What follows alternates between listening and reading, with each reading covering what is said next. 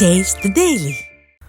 திருப்பூர் மாவட்டம் அவிநாசியை அடுத்த பெருமாநல்லூர் அருகே போலீஸ் என கூறி ஆள் கடத்தலில் ஈடுபட்ட கும்பலைச் சேர்ந்த 5 பேரை காவல்துறையினர் கைது செய்திருக்கின்றனர்.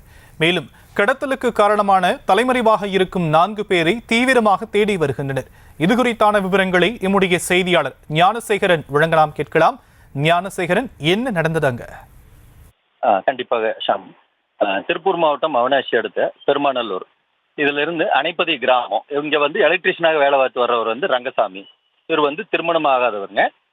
இவர் கடந்த 6ஆம் தேதி அணைப்பதியில வீட்டுல இருக்கும்போது ஒரு 4 பேர் உண்ட கும்பல் வர்றாங்க. நான் போலீஸாருங்க, உங்க விசாரணைக்காக நீங்க ஸ்டேஷனுக்கு வரணும் அப்படின்னு சொல்லி அவங்கள அழைச்சிட்டு போறாங்க. அவருக்கு அழைச்சிட்டு போனவங்க என்ன பண்றாங்கன்னா, நேரா உடுமலை பகுதிக்கு கூட்டிட்டு போயிடுறாங்க. ஒரு நாள் வெயிட் பண்ணிட்டு இருக்கிறாங்க. இது என்னன்னா, இடம் கொடுக்கல் வாங்கல் இந்த விற்பனை இதுல முன்விரோதமா இருக்குது அப்படிங்கிறது இந்த இதுல தெரியுது. இவர் இடையில கோயில்வெளி, திருப்பூர் அருகே கோயில்வெளிங்கிற இடத்துல அவங்கள திரும்ப கொண்டு விட்டுறாங்க.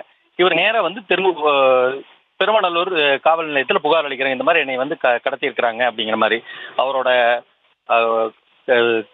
கம்ப்ளைண்ட் வச்சு போலீஸ்காரங்க விசாரணை பண்ணதுல சண்முகம் அப்படிங்கிறவர் கடந்த 2014ஆம் ஆண்டு ஒரு இடம் கிரயம் பண்றதுக்காக முன்பணமா கொடுத்துருக்கிறாருங்க.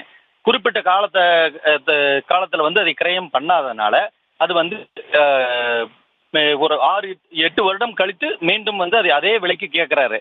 இதுல கொஞ்சம் அவங்களுக்கு வாக்குவாதமானதுனால இவர் கடத்தணும்னு முடிவு பண்ணி கடத்தி இருக்கிறாங்க.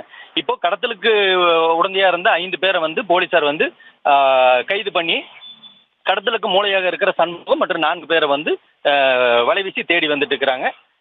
பெருமாநல்லூர் போலீசார் விசாரித்து வருகிறாங்க.